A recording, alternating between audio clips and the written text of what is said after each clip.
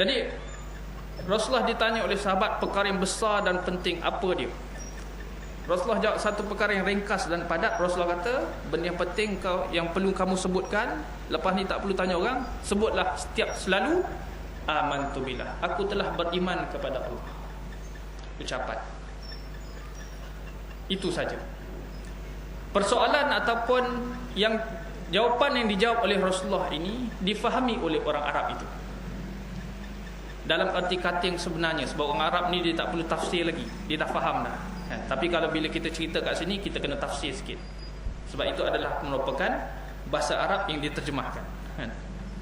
Kalau orang Arab tu, sebab tu kita tengok hadis Rasulullah ringkas-ringkas, sahabat faham. Tapi kemudian sampai kepada kita zaman sekarang ni, terlalu banyak tafsir-tafsir. Contoh Sahih Bukhari kan? Di sana ada Fathul Bari, berbelas-belas jilid, satu jilid tebal macam ni kan? Nak huraikan hadis itu. Kemudian bukan Fathul Bari lagi, banyak lagi kitab-kitab hadis lain timbul.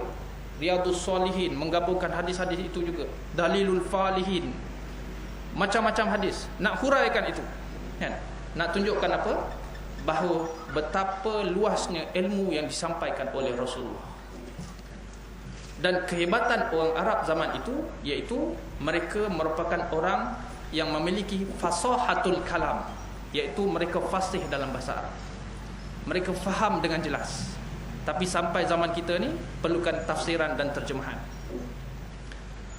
Jadi apabila Rasulullah sebutkan itu, sahabat tu faham terus, iaitu sebutlah aku beriman kepada Allah. Maksudnya ialah kat sini yang dikatakan sebutan aku beriman kepada Allah itu bukan sekadar sebutan aku telah beriman kepada Allah, tetapi sebutan aku beriman kepada Allah itu sebutan yang perlu disertai dengan makna iman itu sendiri.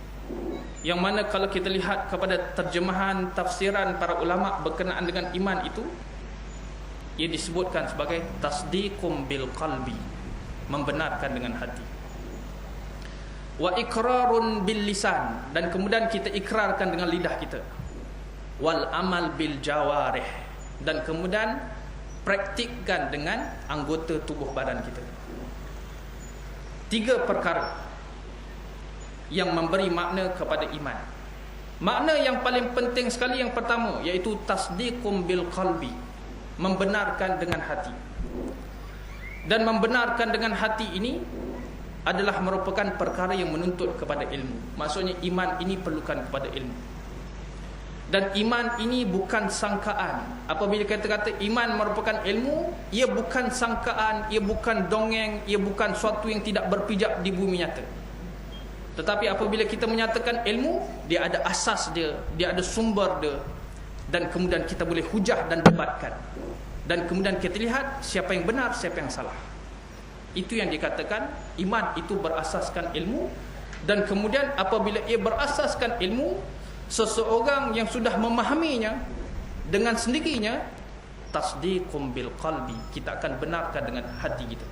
Siapa sahaja. Seperti mana kalau seorang tu dia tak percaya api itu membakar, tapi dia belajar kan? Dia belajar apa? Cikgu dia beritahu api ni bakar, tak percaya juga. Kemudian cikgu tu ajar lagi, nak tahu macam mana bakar? Ambil api ni, rasa je kepanasan tu, terus tasdiqum bil qalbi, dia membenarkan dengan hati dia, oh betul api ni membakar. Sebabnya telah melalui proses ilmu. Proses ilmu ni bukan mengajar je, antara lain juga ialah tajribah, eksperimen kan? Kita buat latihan, barulah kita betul-betul memahami dan faham. Jadi itulah yang dikatakan iman kat situ. Pertama sekali tasdiqum bil qalbi, membenarkan dengan hati. Tetapi membenarkan hati saja tidak cukup. Di sana perlukan kepada iqrarun bil lisan, membenarkan ataupun mengikrarkan dengan lidah. Kita sebut sekurang-kurangnya. Apabila kita sudah ada keyakinan itu, benda yang perlu kita sebut paling kurang asyhadu an la ilaha illallah wa anna muhammadar rasulullah, sekurang-kurang. Tetapi kalau kita tak sebut ucapan yang sekurang-kurangnya ini, tasdiqum bil qalbi kita tidak sah. Contohnya ialah Abu Talib. Abu Talib orang yang paling mempercayai dan yakin kepada Nabi Muhammad. Keyakinan Abu Talib ini bukanlah keyakinan yang mendatang tiba-tiba, tetapi sudah ada keyakinan itu sejak Rasulullah kecil yang berada di bawah jagaan Abu Talib ini.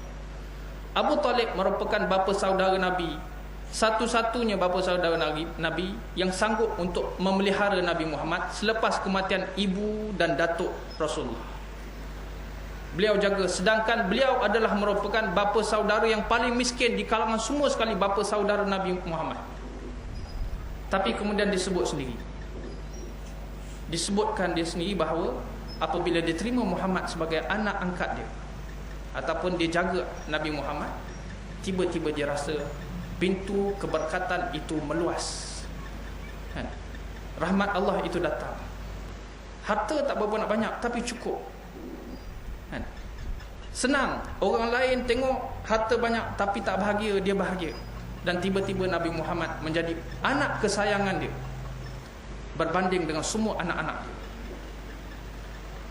Dan kemudian perkara yang paling terselah sekali ialah apabila Abu Talib membawa Rasulullah berniaga ke Syam dalam umur lebih kurang berapa tahun, 10-11 tahun.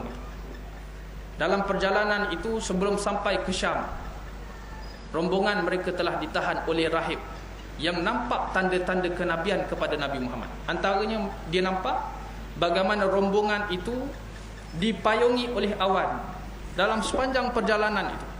Dan perkara ini disebutkan dalam kitab-kitab lama, Taurat dan Injil. Dan kemudian mereka, rahib ini menahan rombongan itu dan memberi makan mereka. Tujuannya nak tahu Nabi Muhammad ni betul ke tak. Dan kemudian potong cerita, rahib itu telah mengenal pasti inilah adalah Nabi Muhammad, dan dia telah memberitahu Abu Talib. Dan kemudian dia berpesan kepada Abu Talib, jangan teruskan perjalanan, aku takut budak ini akan disakiti oleh orang-orang Yahudi yang mengenali dia. Lalu Abu Talib kembali. Jadi Abu Talib dah tahu dah tentang siapa Nabi Muhammad ni masa Nabi Muhammad kecil lagi. Dan kemudian tiba-tiba apabila Islam Nabi Muhammad sebarkan, Abu Talib tidak menerima Islam, tetapi mempertahankan Nabi Muhammad. Antaranya satu peristiwa, kafir Quraisy pernah datang jumpa Abu Talib, menawarkan kepada Abu Talib untuk serahkan Nabi Muhammad kepada mereka, dan kemudian galang gantinya mereka akan serahkan kepada Abu Talib, pemuda yang paling tampan dan terbaik di kalangan pemuda-pemuda Makkah. Lalu Abu Talib berkata, sampai hati kamu, engkau minta anak aku untuk kamu bunuh, tiba-tiba engkau nak serah pula anak engkau untuk aku jaga. Itu dia kata-kata Abu Talib. Kemudian dia terus mempertahankan Rasulullah. Tetapi sayangnya satu perkara dia tak buat, sehinggalah kematian Abu Talib, dia tak ada ikrarun bil lisan. Dia tak kata pun, aku mengaku bahawa Allah sebagai Tuhan, satu-satunya Tuhan, tidak ada selain Allah, tiada Tuhan selain Allah, dan Muhammad itu putra Allah. Dia tak sebut tu saja. Mati Abu Talib dalam kafir, walaupun hatinya penuh dengan iman. Tasdiqum bil qalbi. Rata-rata manusia ni, keadilan Allah, siapa saja Allah akan datangkan pancaran iman itu dalam bentuk hidayah dalam kehidupan kita ini, untuk memenuhkan hati kita ini dengan keyakinan. Macam-macam Allah datangkan. Ada orang datang dalam bentuk mimpi, ada orang dalam bentuk tengok TV cerita, tersentak, macam terkena dia, kemudian datang kesedaran. Ada orang dia borak-borak, tiba-tiba tersentak hati dia. Ada orang saudara dia meninggal, dia tersedar. Ada orang dia nampak tentang kebenaran Islam itu, macam-macam pada hari ini. Tetapi orang yang beruntung adalah orang yang bukan sekadar meninggalkan itu dalam hati, tetapi dia melayannya dan kemudian ikrarkan dengan lidah dan kemudian buktikan dengan amal. Cerita tentang Abu Talib ini Rasulullah sebutkan dalam hadisnya, seringan-ringan seksaan di neraka Allah adalah seksaan kepada Abu Talib, iaitu dipakaikan kepadanya terompah dengan terompah neraka. dan kemudian terompah itu bahan bakarannya cuma selak kaki saja, dan cukup apabila seorang makai terompah itu maka otaknya akan menggelegak. Kan? Ini kepada Abu Talib, seorang yang penuh jiwanya dengan keimanan tetapi tidak berikrar dengan lidah.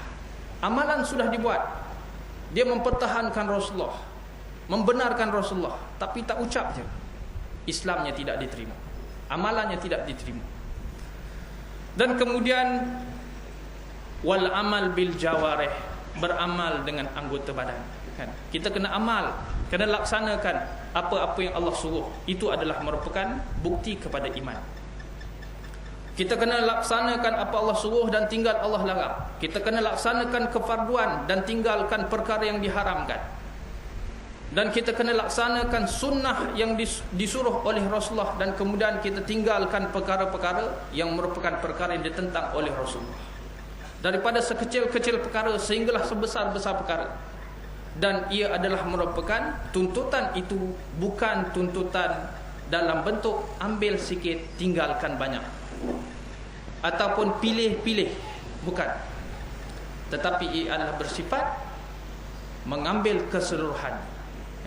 Sebab Islam itu datang dalam bentuk package. Kalau kita ambil sedikit, dia tidak akan memenuhi package tersebut, dia tidak akan dinamakan sebagai Islam. Dia adalah merupakan benda yang tidak Islami. Dan kesannya apa? Kita tidak akan menemui janji Allah yang menjanjikan kebaikan dan kejayaan kepada orang yang melaksanakan apa yang Allah suruh dan tinggalkan larangannya. Seterusnya sikit lagi, kemudian Rasulullah kata summastaqim, hendaklah kamu beristiqamah. Apabila telah sebut ucapan tadi, Rasulullah kata lepas tu istiqamahlah lepas tu.